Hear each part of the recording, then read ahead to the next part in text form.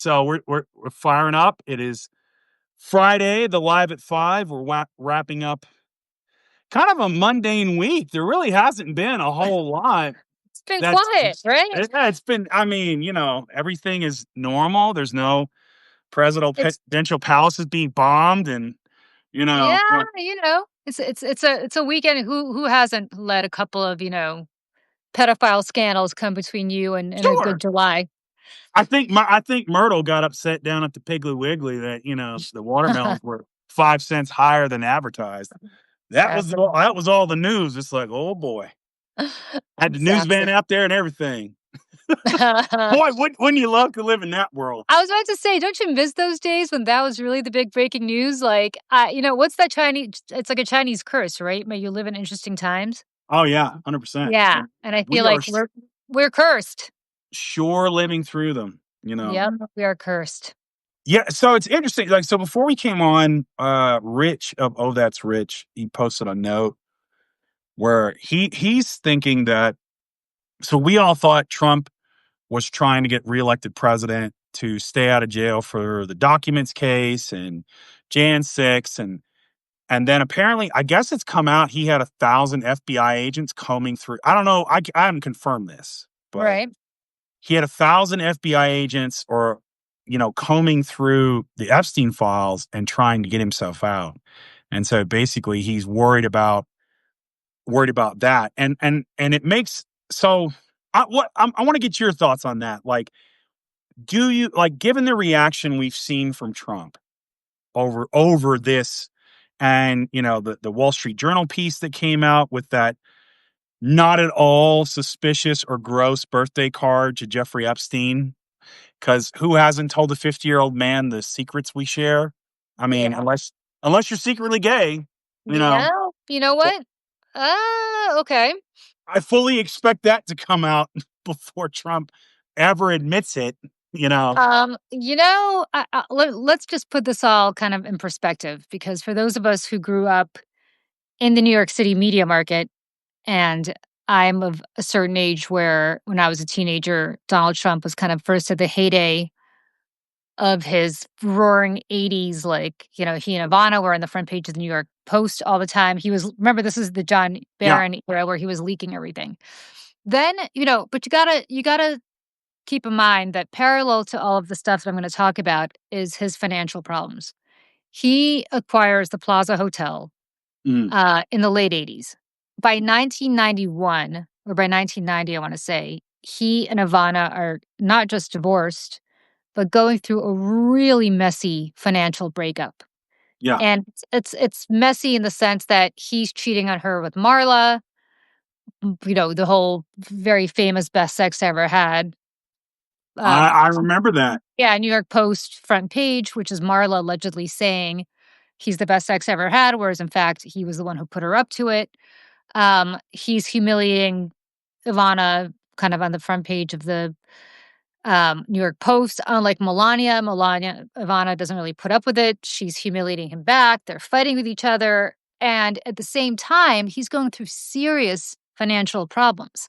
Right. And the first of his many bankruptcies happens right around the time that I'm about to launch into this. Well, in 1991 or 92, I think it was 91, he is hanging out with a guy named John Casablancas, who ran Elite Model Agency. And for people who don't know what Elite Modeling Agency is, it was at the time the biggest modeling agency in the world. Cindy Crawford and Naomi Campbell and, pick sort of the big models of the 80s. They were all there. And John Casablancas was their mentor. Mm, John Casablancas is also a total pedophile, and I'm not saying that to throw that word around lightly. I would never accuse somebody of that. But John Casablancas discovers 14-year-old Stephanie Seymour, who then went on to become a really big model. And by the time she's 16, the two of them are living together in New mm. York. He's 41, she is 16, and he gives this quote about her like, yes, she's got the face of a child and the voice of a child and the hands and feet of a child, but yeah, there's something about her that's kind of all woman. She's like 15, 14, 6. I mean, no, definitely no older than 16. He's in his 40s. And Then he eventually breaks up with her. He marries wife number 3. Wife number 3 is another model. He discovers he's 50 when they get married. She's 17. And he gives these quote think about I can't believe I'm saying this, but I guess back then it wasn't really like a big deal Well, publicly to say yeah, Seinfeld. Seinfeld, totally, Yeah, exactly. his Jerry wife Seinfeld was was 17 and he was like in his 30s. yeah, they weren't married, but yeah, he's dating Shoshana Lowenstein, who was in high school, at a private school in New York, a girls' school in New York. They meet in Central Park, and he's doing his show. He's Jerry Seinfeld already. He's a huge Right. star. She's graduating high school. But what's fascinating is Casablancas has this thing called Elite Look of the Year. And all of these models, some of whom are as young as 14, come from all over the world. Most of them are from really random, kind of far-flung places. Many of them are poor. And this is their big chance. This is their big opportunity. And they come to New York for a week, and Casablancas has this contest called Elite Look of the Year. Trump is a judge at this contest in 91 and in 92, but more importantly, Trump also um, has the Plaza Hotel, which at this point is going through yet another bankruptcy. Another one of his bankruptcies was the Plaza, but despite going through bankruptcy and losing control of 49% of the Plaza ownership, um, or he maybe retains only 49. Anyway, he loses control of the Plaza. He still has this contest there, but even more kind of suspiciously, he and Casablancas and a bunch of older men, at this point, they're all in their mid 40s, um, go on this boat called like the Taste of New York or the Something of New York. Oh, Yeah, yeah, and with these models, and the models give an interview in a real time. So this isn't like they're yeah. coming out 20, 30 years later with the benefit of being older and also the benefit of Donald Trump being president. And they basically say, yeah, we have to do what we have to do. If John Casablancas wants us to dance for Mr. Trump, this one girl is like, I felt really uncomfortable. I didn't really want to do it, but I was told if I want to win this contest, I had to dance for Mr. Trump. And I had to be plied with all these drugs and all this alcohol. And sure, I'm 14. And then basically almost imply that they all had to go put out for the judges if they wanted to do well at this contest. And this contest was going to make you the next Stephanie Seymour, the next Cindy Crawford, Naomi Campbell. This is the difference between going back to your small town and doing something and becoming a multi, millionaire model whose face is on the cover of Vogue and on the cover of all these magazines. So, you know, I want to put that in context as to what was happening because as that's happening in 1992, Trump also is caught on tape seeing a little 10-year-old girl go up Trump Tower, an escalator in Trump Tower, and he asks her if she's going upstairs, and she said, yeah, and he goes, how old are you? And she says 10. And he, not to her, not to be sweet, like, oh, maybe I'll marry you one day, which would be creepy anyway. She goes away. He turns to the camera guy taping him and said, I'm going to be dating her in a couple years. At the same time, in 1992, there is some Christmas Carol situation happening in at the Plaza Hotel, which again he still owns at this point. And there are two 14-year-old girls who are doing these Christmas carols as part of some competition, and he runs into them. And this is early December, and he says to them, or maybe mid-December, and he says to them, how old are you? And they say 14, and he says to them, I'm going to be dating you in a couple years. I mean, let's put this in perspective for all the women out there who are listening. If your husband or your dad said this to a bunch of 14-year-old girls or a 10-year-old girl, like, wouldn't you start to ask uncomfortable questions? Wouldn't you be like, this isn't cute? This isn't like, oh, look at my husband or my brother or my father. Look at him flirting with 14, 10-year-old girls and partying with John Casablancas, who's at this point already a notorious pedophile. Like, what are you doing as a kid? And then to put it more in perspective before we move on, and I will stop after this, I promise, that incident happens, the Plaza incident happens in early to mid-December of 92. And then in around Christmas of 92, he and Jeffrey Epstein are in that very famous picture of a bunch of models, young, very young models, young girls, partying with them at Mar-a-Lago, which is where those famous pictures now are coming from. This is well before Melania. This is about a decade before Melania. At this Right. point, he's single. He's dating, Marla, but, you know, he's not committing to Marla, and it's not like, he's recently divorced and kind of out on the town. So, is it really out of the realm of possibility, based on everything I just said, That that he's he's doing other stuff with Jeffrey Epstein, if he's doing that kind of stuff very publicly with John Casablancas in New York? Like, why wouldn't he be? If he's making those kinds of comments to 10-year-old girls and 14-year-old girls, like, put this all together. And yeah. again, these are all things that these are all stories that he publicly cooperated with. He thought this was hilarious. Yeah. Well, So, he had the teen Miss USA pageant, sure, of course, he'd walk and everything he's there on Howard naked. Stern talking about walking into their dressing room, hoping Yep. to catch them unchanging, like, and there's all this other stuff that just like you look at it, it's all there for you to see. It's right there, you know, and that's always what's baffled me is there's all this evidence and there's all this and people just like, yeah, we don't care. I mean, oh, I guess take Donald Trump out of this equation. Hmm. Let's say that you are set up on a date by a friend with some guy, Hmm. and you decide to do what every single woman does before going on a blind date with some guy. You Google him. Hmm. And let's say his name is John Smith, and all of this information comes up. Hmm. Would you ever go out with this guy? Like, wouldn't you have some really serious questions about what this guy is into? Just based on everything I said, all of which, again, it's not that these stories were written when Donald Trump was um, In president office. or running for president. I mean, this Yeah. is going back to the early 90s, where he was not just cooperating with these stories, he was going on the record and talking himself up in these stories. Yeah. I mean, and I mean, the crazy thing about it is, like, not only that, it's not even dating the guy. It's you turned him into your messiah on earth, the representative of your religion, you know? Yeah. Evangelical Christian nationalists are like, "No, this is our guy. He's the anointed one." And what's so baffling to me is then if you were set up with this guy, and then a few years later you were to find out that he was potentially sending the kinds of letters to a convicted pedophile that Donald Trump was alleged to have sent yesterday in the Wall Street Journal, Mhm. would you be like, "Oh my god, this can't possibly be, like, what are you possibly talking about?" Of course not. Of Right. course.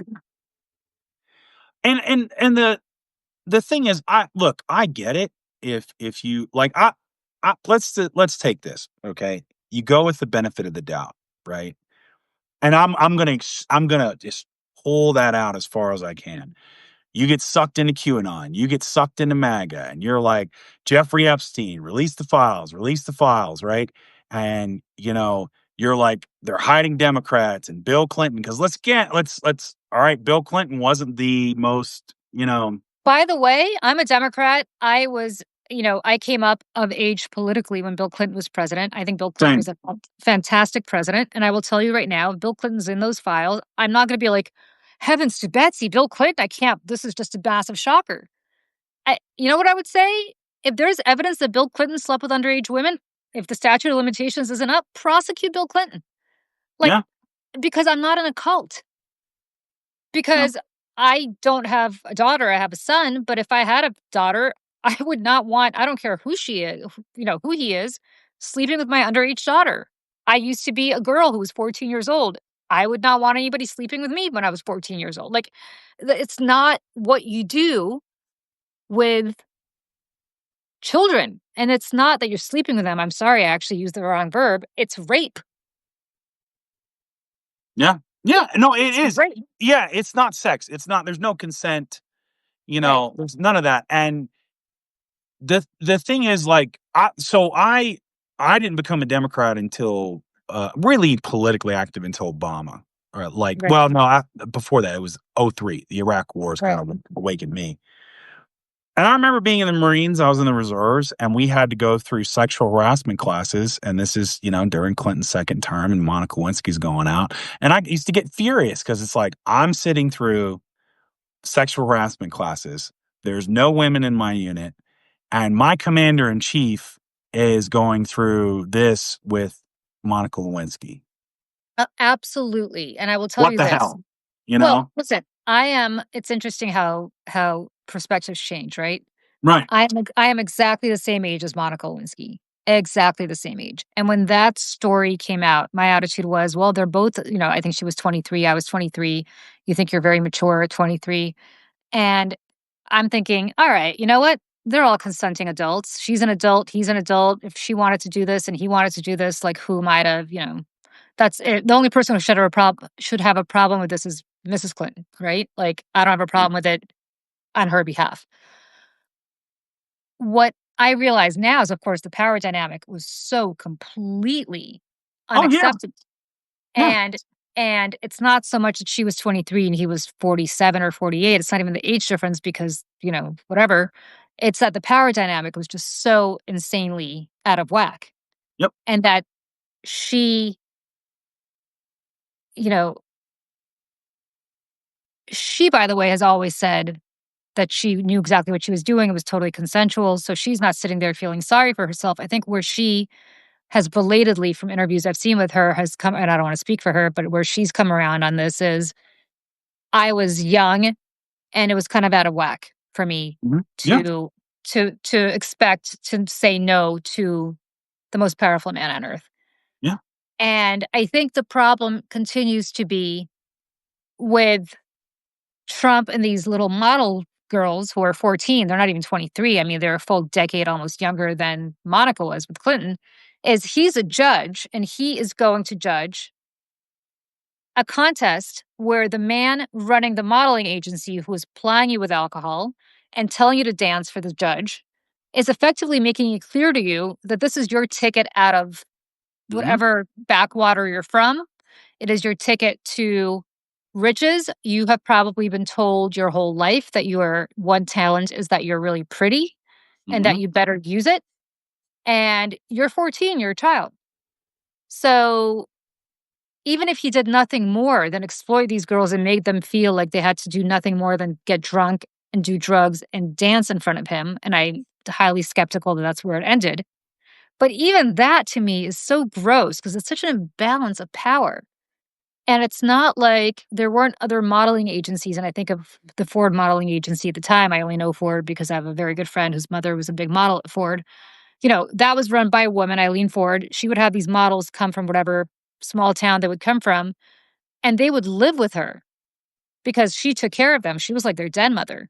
Yeah. Contrast that with this pedophile who was looking at them and figuring out, okay, I'm going to sleep with that one tomorrow and that one the next day and that one the day after. And I'm going to marry the 17-year-old and I'm going to live with the 16-year-old. And, you know, and he has this crazy quote where he said, it's like Pretty Baby. Remember that Brooke Shields movie, Pretty Baby, Yeah. where she was like 14?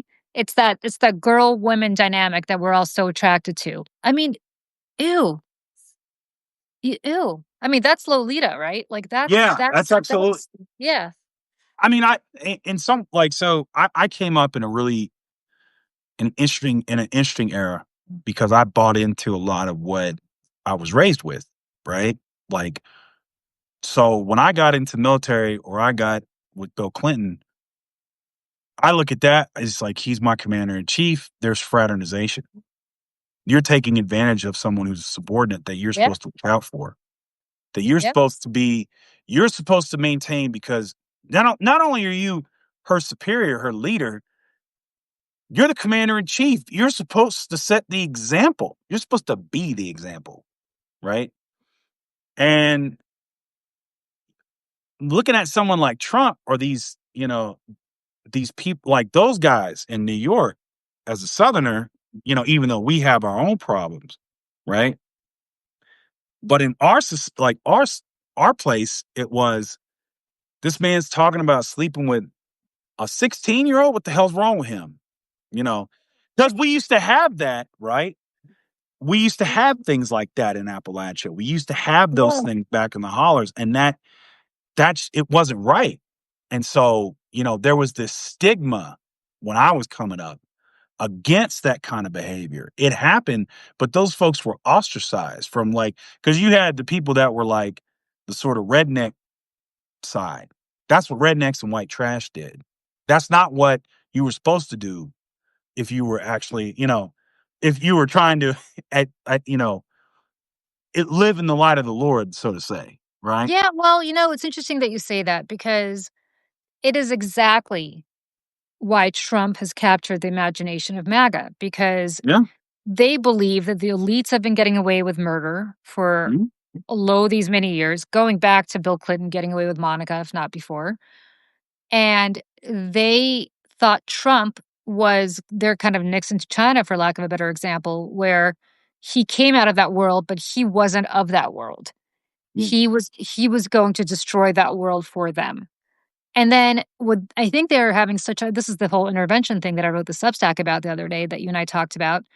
But that's basically what I was getting at, which is like these people need intervention because he is exactly what they have professed to hate. He is, and I say this again, I grew up in New York. Then we Mhm. moved to New Jersey when I was 13, when I was about the same age where Donald Trump was hitting on girls.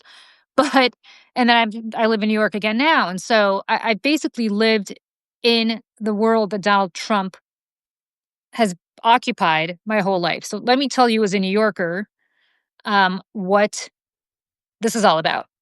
Mm.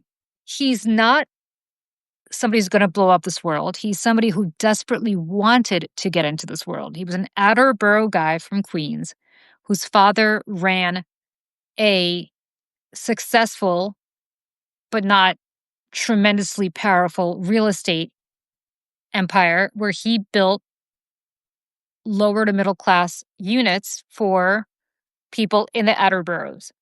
Mm. And he could never break into Manhattan. He Yeah. could never break into like where the real stuff was. And so the way Trump decided, when Trump did it, he went bankrupt. His father had to bail him out. He almost drove the company to the ground. There are questions about who else bailed him out, which we can have a whole separate other show about. But what's so fascinating that I don't think people understand is this is a guy who's been a striver trying to get into that world his whole life. And the way he decided to do it is he couldn't do it on merit. So he decided to have this Gilded Age facade where nothing, much like his properties, if you've ever been in a Trump facility, you understand the gold is fake. It's all Of course. Yeah. That's right. why we called gilded because it Yeah, wasn't gilded, real. right? Of course. Yeah. I looked at an apartment at a Trump branded. I didn't want to, but my realtor insisted that we take a look. Maybe about 20 years ago, in a Trump branded building. I'm not kidding. I am, as you could probably see from your screen, I'm not a big girl. I'm not a particularly strong girl. If I went like this to the wall, I would have probably put a hole in it. I mean, it was the cheapest, shoddiest thing on earth. So I say all this because everything was bullshit. Everything was completely manufactured. Right. But that's what he's so talented in, where he created this persona for himself of this man about town and this, bon vivant, and I get to sleep with the best models, and I get to, do whatever I want. And there were other guys like that out there, chief among whom was Jeffrey Epstein, who I don't know if people realize, but had very similar backgrounds. Yeah. Never graduated college, was a math teacher at an elite private school called Dalton, but was not somebody like Anderson Cooper went to Dalton, like all of these who's a Vanderbilt, like all of these very, very, sort of children of the New York elite went to schools like Dalton. Mm. And Jeffrey Epstein taught there. He wasn't of there, he taught there. And the headmaster at Dalton at the time, which I don't know if people realize, who hired Jeffrey Epstein was Bob Barr, William Barr, Bill I Barr's father. saw I saw something about I didn't realize Yeah. that until just recently. Yes. Which I don't think there's much. I don't know what to make of that. So I'm not suggesting anything other than what a small world. But and then suddenly, out of nowhere, he goes from being a math teacher at an elite private school to being wealthier than all of the people whose children go to this private school are. And the question is, how the hell did that like, why would you invest with a math teacher? Right? Everybody kept saying he's a genius, he's an investment genius, he's this, really? Because I've never, my son's had some great math teachers, but I'm not sure I put, $1 billion with them to invest with them. But my Right. point is like, what is he doing? And what is he doing working at a school with young girls? And why are those, like, what happened in those schools? Were there NDAs that were signed back then? I'm sure there were. Were there Mhm. lawsuits filed against Dalton? Like, somebody should really ask. uh, I would love to know um, what kind of NDAs potentially were signed with the girls at Dalton who may or may not have had a claim against him, and maybe against Bill Barr's dad, because he was the Mm. headmaster and it really was on him too. So, but he and Trump were very similar in that way. Came out of nowhere, kind of, sui generis, and a lot of these things don't add up. And again, partying together in Palm Beach, partying together in New York, same world. John Casablancas, same kind of situation. Lots of young girls around. I mean, absolutely. Casablancas is a pedophile. Epstein's a pedophile.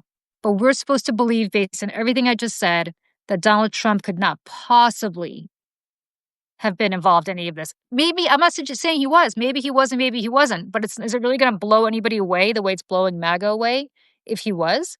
No. And I mean, it was funny because like I was looking or somebody hit me up today. They said, so what's going around the dark web and in the MAGA chats now is, and I've got friends that kind of monitor it and they send me like, hey, Yeah. this is going around. So apparently Dan Bongino's little people are Yeah. trying to put out, oh, when Obama was president, the Secret Service secretly took him to Epstein Island. And it's like, I mean, uh-huh. So and I had a short note about that. I put out a video. I said, let me go ahead and just stop you right there. That this is complete BS. One, I'll do it in 3 points now. One, if there was anything for Obama being the Epstein files, it'd be out there. Hands down. It would have been leaked. It would have been here. Boom, boom, boom. It's out. Two, this man's presidency was put under a microscope oh by my God. Fox News. His entire schedule down to the minute, I was right? at Fox News for all 8 years of Obama's presidency. If Barack Obama so much as sneezed, I mean, Yeah. remember the terrorist fist jab where Oh, he oh and yeah. Michelle gave each other a fist Terrorist bump? fist jab? I mean, Question mark. The yeah, Cavuto mark the came Cavuto, out. the Cavuto, Yeah. the best Daily Show segment. If people have not seen the Cavuto, you know what? You should somehow put that up. I don't know if you Oh can, but yeah, the Cavuto yes, mark the with Jon Cavuto was the Stewart did. best. The Cavuto. Yeah. I'm not suggesting your mother's a whore, but I'm simply asking questions. Right. Can And your mother's a South whore? Park did a whole parody on it, right? Yeah. And Um, I remember the tan suit thing, he gets Dijon mustard on his hamburger? Who does this? Or they even question when he went to India, a trip to India and Asia, how much, like, first they inflated the number and said, can you believe it's costing this much to protect the president? Yes. Yeah, Yes, I because 'cause you're all trying to can. murder him because 'cause you're all racist. Right. Yes. Yes, I can. It's the president of the United States, most powerful man in the free world, of course.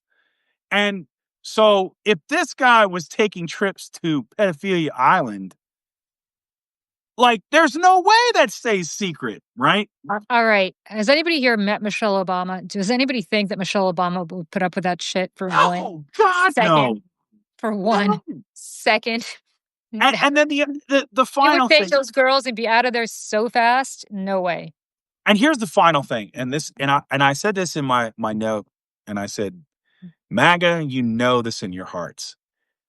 I'm almost willing to bet that Epstein Island was whites only. Because if these guys are sharing women and Trump being the virulent racist he is, let's keep it a buck. Let's keep it 100. No. I don't even think it's so much that they're racist. I think it's that there is a whole world of these guys. Mhm. It's Dershowitz, and I'm not suggesting Dershowitz did anything wrong, but it's the people who kinda hung out in the same social circles. It's Yeah. Dershowitz, it's Trump, It's Epstein. It's Casablancas. It's all the guys who hang out at Mar-a-Lago, who've hung out at Mar-a-Lago for a long time. And again, I'm not suggesting that everybody who hangs out at Mar-a-Lago was part of this by any stretch of the imagination, so don't misinterpret what I'm saying. I'm just saying that Barack Obama is not that guy. Barack Obama is not a social guy who's going to party with these other of his buddies. Barack Obama's idea of a good time was playing, pickup basketball. We That's his we idea of a good time. even in the South, right? You knew which preachers were the messed up ones, right? It just got around. There's some young girl or somebody's sister or somebody's cousin. They're talking, right? You knew the ones that were real and you knew the ones that were the diddlers. You just knew. Now, whether, in those small towns, maybe their brother's the sheriff, or maybe they're a council member, or they're this, or they got that, and blah, blah, blah. And nobody's going to do anything about it, right? Unless you roll up on them with, your her brother calls you and says, "Hey, man, we're gonna go witness this boy. Put on Well, yeah, put on the mask and let's go." It's like, okay, yeah, but that's how. But I'll tell you this, and I think it's fascinating that people just in MAGA world fall so much for what happened today. And I wrote a whole Substack about this today. This whole they're so desperate to believe that this whole notion that, oh, well, now Trump, has got nothing to hide because he wants the grand jury testimony released. I mean, I'm not a lawyer, but I'm married to a very good one. And he happens to be a criminal defense lawyer. So he knows his way around a federal grand jury. And so I asked him before I wrote the Substack, I said, what exactly, luckily I've never had to appear, but I said, tell me what happens with a federal grand jury. And he said, in a case like this, if your goal is to indict, it's a grand jury that's convened to indict, one to indict Jeffrey Epstein, the other to indict Ghislaine Maxwell. It's not there to go fishing for 20 other guys who might have been involved, right? They have a job to do. You have an FBI agent, well, he calls it a case agent, but in this case would be an FBI agent, Right. who would show up as sort of the narrator, and the prosecution would say the defense lawyer is not even allowed in. So the prosecution would basically say the prosecutor would say to the FBI agent, Mr. So-and-so, tell us what you know about Jeffrey Epstein. And he would say, Jeffrey Epstein had sex with I'm going to make this up, right? 5 14-year-old girls. And he did it on day A, day B, day C, day D. And I spoke to those, by the way, hearsay is admissible. So I spoke to those girls and they said this is what happened. And in a case like this, typically they would bring in a few of those girls and they would say to those girls, did you sleep with Jeffrey Epstein under penalty of perjury? And those girls would say, yes, I did. And that's it. The indictment would be handed down and there's your grand jury testimony. It's not like they would start asking the grand jury questions about who else did you sleep with, because nobody else is being indicted that day. It's just Jeffrey Epstein. Yeah. And separately, they wouldn't even ask probably about Ghislaine Maxwell in the Epstein grand jury. In the Maxwell grand jury, same thing would happen. They bring in the girls. Did Ghislaine Maxwell recruit you to sleep with Jeffrey Epstein or with other men? Yes, he did. First of all, no judge in the world is going to allow this testimony to be released because there's never a good reason to release grand jury testimony unless there's some sort of prosecutorial misconduct. And again, I am parroting this from somebody who knows much more than I do about this. But more relevantly about this is that it's not like there is not evidence that exists in interviews that they did with other witnesses. Yeah. And that was never presented to the grand jury because you don't need that testimony to indict. All you need from a grand jury is an indictment. Then you fight over what's admissible with the other evidence. So therefore, because it was not part of the grand jury, she, meaning Pam Bondi, can release that information right now. So she could release, they're called 301s, but she can release all the witness testimony, which was not before the grand jury. She can release all the tapes. She can release all the wiretaps. She can release if that notebook exists with Donald Trump And that letter wasn't just Trump, right? It was apparently Lex Wexner and others. Uh, if that notebook exists, she can release that. There is a trove Mhm. of evidence that they collected from both Jeffrey Epstein and Ghislaine Maxwell because they were going to go to trial, and they did with Ghislaine Maxwell, did go to trial.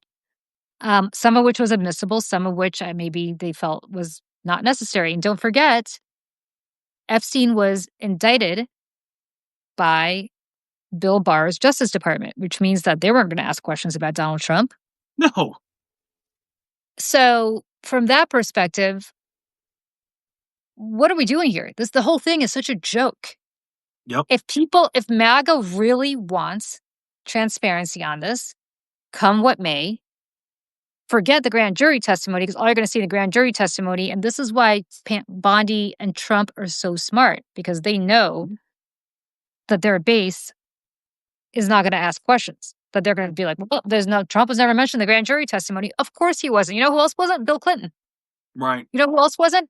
Anybody else besides Jeffrey Epstein because they were only indicting Jeffrey Epstein that day. Yep. And even I would know that as a non-lawyer.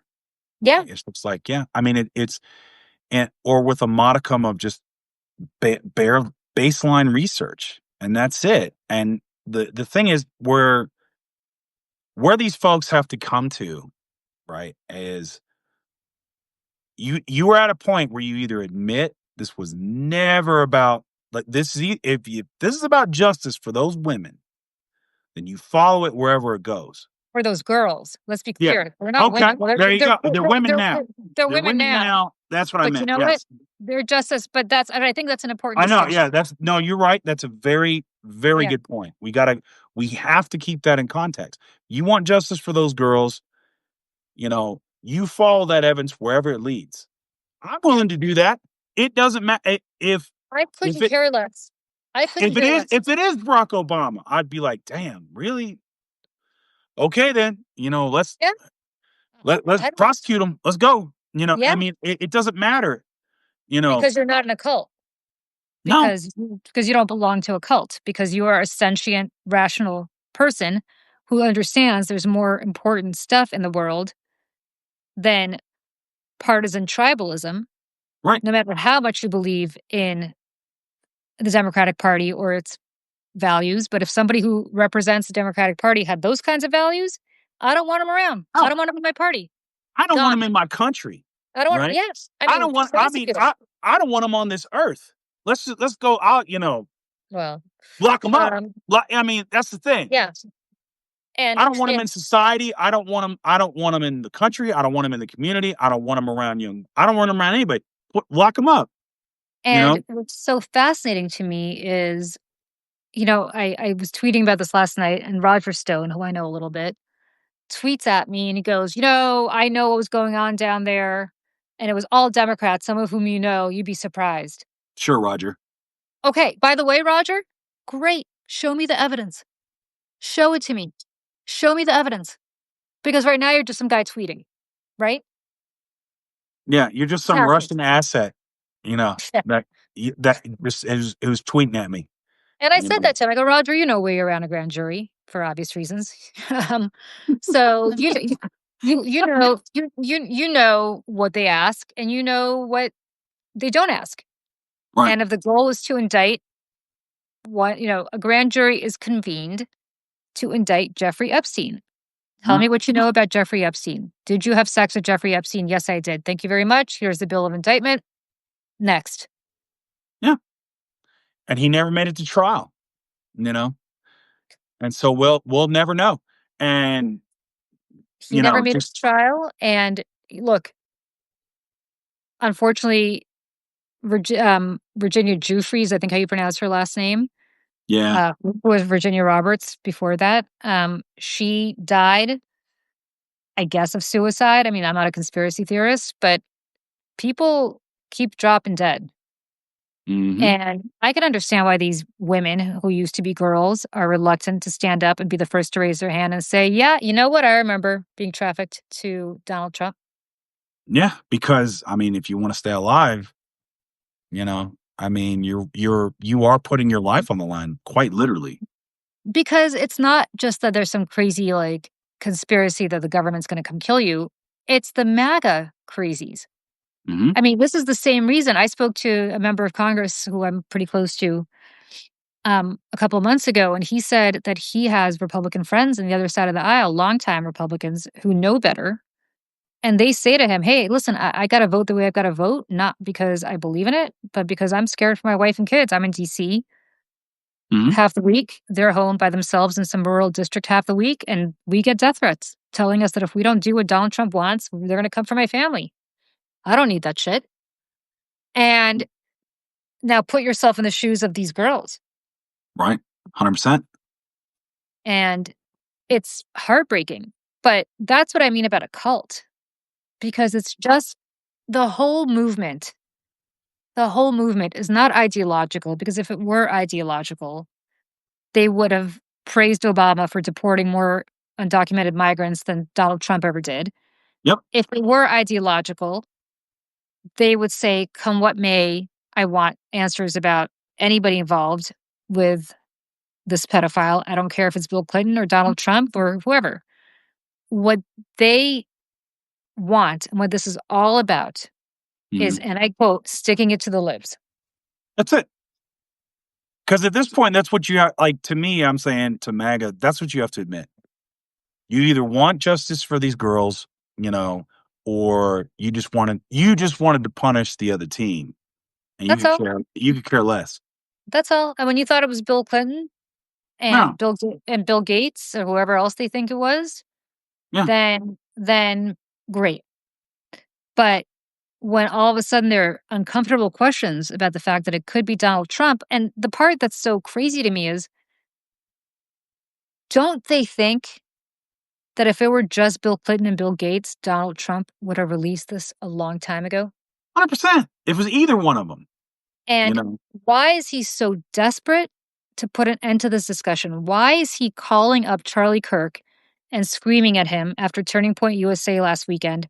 Why is he calling up Rupert Murdoch or whoever he called at Fox News? It might have been Suzanne Scott, the current Yeah. head of Fox News, whoever at Fox News, and screaming that you've got to. I mean, Fox News went from talking about Epstein 24/7 last week to talking about it not at all this week. Mhm. Why? Why? Because they got a phone call. Charlie Kirk admitted he got a phone call from Trump to stop talking about this.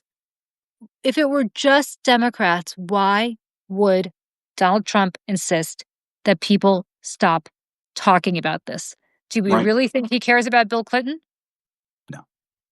And if it was, he would be the first one.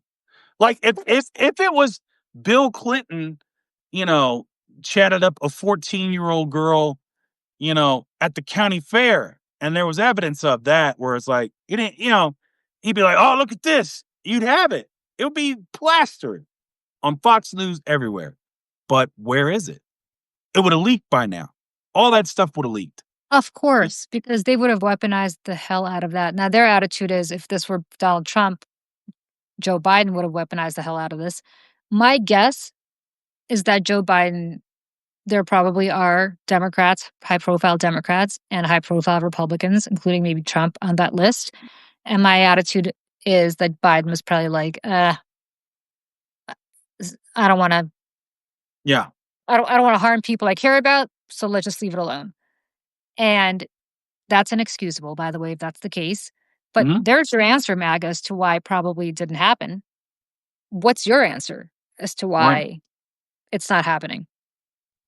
Yeah, and I mean, for me, it's if that was, if people knew and they didn't do anything about it, okay, look, let's go after them. But You I'll know? tell you how much. But I'll tell you how much crazier it's going to get, because I kind of, this occurred to me last night and I stuck it in my Substack today. But I don't know whether the judge who is going to be deciding as to whether to grant this um, release of the grand jury testimony, which, let's be very clear, it's not going to happen. But I Right. don't know if the petition, if she's, Pam Bondi's petitioning the judge who heard the Epstein case the first time. That judge is a man named Judge, I think his last name is Berman, in New York, in the Southern District of New York, Mhm. was appointed by Bill Clinton. Okay? Mm, okay. He's been on the bench for a long time. You know that when he Oh, yeah. denies you know that when he denies the release of this testimony, which he of course will because in the history of the grand jury in the United States, I don't think they've ever released grand jury testimony under this kind of scenario. They did it after people keep saying, "What about Nixon? What about Nixon?" Yeah, in 2011, Nixon was long dead, Mhm. and that was Nixon's grand jury testimony after he got immunized and got a pardon from Gerald Ford. Yeah. So he was dead, and this is for historic purposes. Historians wanted to release the grand jury, and that's when a judge said, "Fine, we'll release it." In this kind of scenario, because of just prurient public interest, so what? The judge doesn't care about the court of public opinion. All a judge cares about is the court of law. A court of law is very clear. There is no circumstance like this that merits the release of grand jury testimony. But what they're going to say now is, oh, he's a Clinton appointee. He's not releasing it because it's protecting Bill Clinton. Yeah, and I think part of them may be counting on that, you know? That's oh, it's not part of it. I think they have set this Yeah. up beautifully Yep. for their You know, base.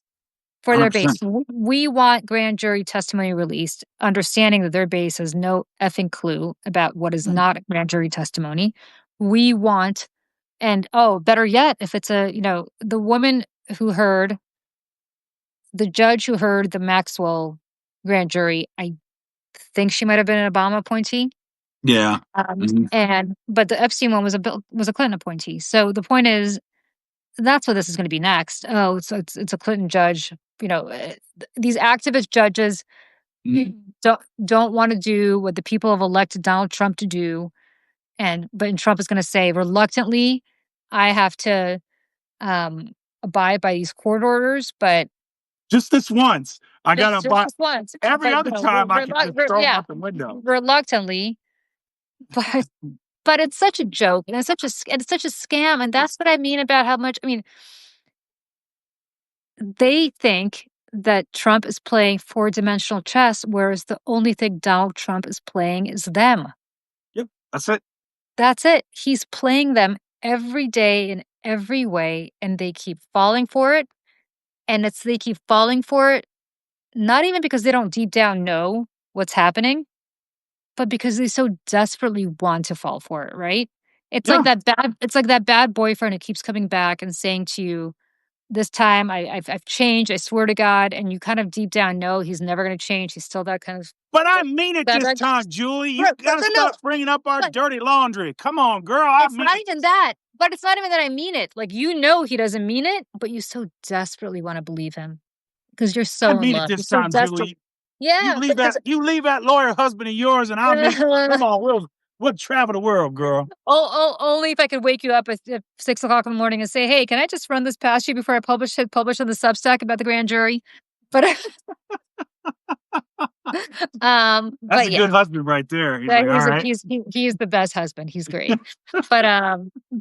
He's great in many ways, always. But that's what it is, right? Like, hey, Yeah. we've all been in those relationships where you know it's not the right relationship, but you so desperately wanna believe. And that is what they're in with Donald Trump, and he is playing them, and playing them, and playing them because he knows, and as I wrote in my Substack that you and I had emailed about, they were gonna stand by him Mhm. if he shot somebody on Fifth Avenue, but what Mhm. they haven't yet realized is he's shooting them. Yep. He's telling them to get the hell out of his movement if if they don't believe him. He's Mhm. telling them that if they don't believe him, that they're losers and whiners and complainers and Weaklings.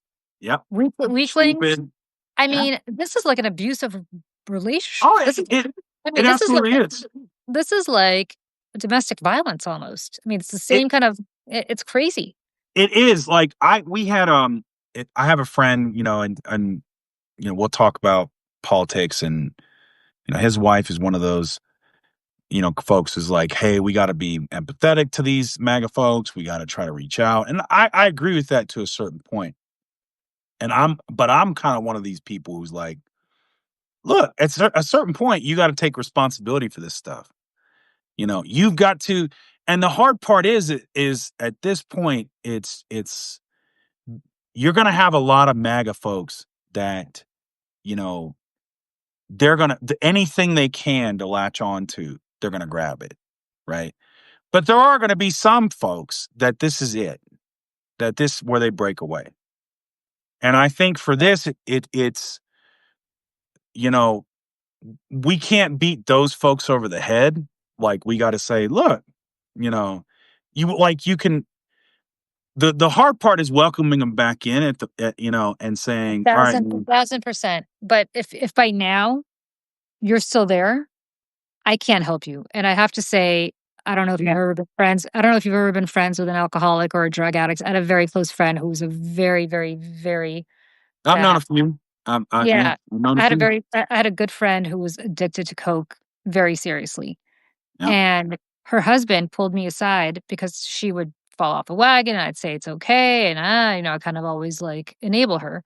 And her husband finally pulled me aside shortly before he left her and said, you're enabling this bad behavior by not kicking her to the curb and saying to her, if you're going to come back from rehab and the next day start up again, then I can't be around you. I can't help you. And he was right. And he was Yeah. right. And that's what I did. And eventually she got clean because she'd lost too many things in life that she cared about. But conversely, I get the attraction for MAGA, right? I get the fact that a lot of these people see this as almost like a revival and not a political movement. This Mhm. is a guy who's saying out loud all the stuff that they've probably thought in their heads Yeah. and for a long time. And when I was younger, I was, the band Fish. Yeah. So I was really into Fish. When I was in college, people make fun of me all the Uh, time, including yeah, that was the thing back then. yeah, Yeah. but, like, I was really into Fish, and I would follow them around the Northeast, and luckily, I went to college in New England, and that's where they're from, so I used to go to a lot of Fish shows, and it was fun. It wasn't just going to a concert the way you go see the Rolling Stones or somebody. Like, it was fun. You go to, like, show after show, you'd run into the same people. It was much more than just going to a concert. It was kind of like It's like the a Deadheads, it was like the Deadheads. Exactly, Yeah, exactly. and Yeah, I'm a heavy metal fan, so it's like it's a yeah. similar kind of a scene. It's like going to a Gwar show. Oh, I've Yeah. been to Guar shows. Yeah. Well, you go to Gwar shows, you probably run into the same people at Gwar shows that you've run into Yep. in different Gwar shows, right? Mhm. And it's not like going to it's like you're right, it's like following Grateful Dead around where, like, same crew, and it's not just the music, it's the camaraderie, and it's this, and that's what these MAGA Yeah. rallies are, and that's what I'm sure these, like, Turning Point USA conventions are, and Yeah. these CPAC conventions are, and so on. But at some point, they have to understand the people running those are grifters. Yeah. They know better. They know better. Charlie Kirk is somebody who would probably, if not for Donald Trump, would probably be living in his mom's basement doing something right now at the age of 31 that's not making him tens of millions of dollars. But he's really rich as a result of this. Everybody, Fox News, I work with these guys. Let me tell you something.